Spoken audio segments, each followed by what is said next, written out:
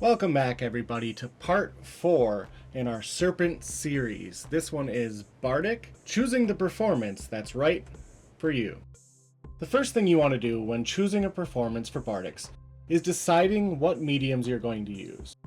The Polaris Corpora lists out several, including instrumental, recitation, poetry or monologue, singing, plays, and roleplay. But that's just a fraction of the different types of performances you can do.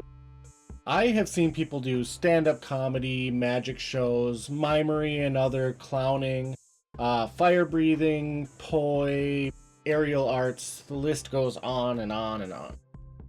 In many instances, you can do more than one medium at a time.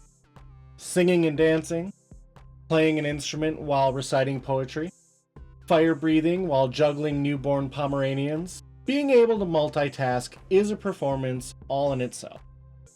Choose your move.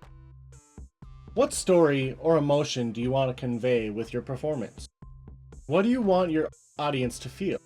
Cheerful, boisterous, sad? From one to another? To figure out what performance you want to do, it is good to start with the mood of the piece. This will allow you to narrow down your options. If you want to convey sorrow to your audience, you aren't going to sing "Oops, I Did It Again" by Britney Spears. You're probably going to go for Tom Waits or the Decemberists. This is a good time to read your audience. Is the performance appropriate for the people around you? Are there kids? Are there people who wouldn't like what you're about to do? That is always something to take into account when picking a song. Finding your comfort zone and knowing when to push it. This is where skill level is taken into consideration. If you are singing, it's important to stay in your vocal range. If you're doing a dance, you want to find out if you're able to keep up with the music. If you have an instrument, look at the chord charts and see what you know how to do. Can you easily read this music? Can you follow the rhythm? Starting off easy is always a good idea. But knowing when to move on and challenge yourself is just as important as knowing your limits. Do some research. Go online and look up performances on YouTube. Look through your Spotify list. Check different internet forums or Facebook groups. Go to other Bardics. Ask your friends what they think you should do. There are millions of options out there, and you won't know if you want to do something if you don't even know it exists yet. Practice.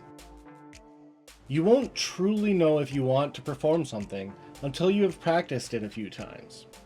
Practicing will let you feel it out and see if it's something you're comfortable with, or if it even interests you enough to keep performing it. Practicing is also the only way you're going to get better. I try to practice every day, and except under special circumstances, I practice something dozens of times before I'll perform it in front of a large group of people. Which brings us exactly to our next part. Try it out in front of other people. Small Bardics and around close friends is a good way to get a sense of if you want to keep performing a piece. Ask for their feedback and be open to their suggestions. Don't get defensive or hurt by their comments. They are truly trying to help you. Have fun.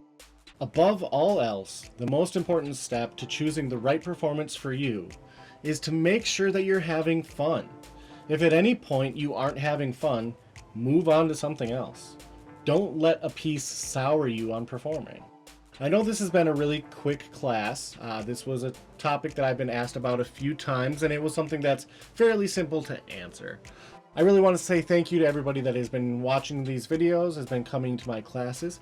Make sure that you stick around for the next one. The next one will be another sewing class. It's one that I am really excited about.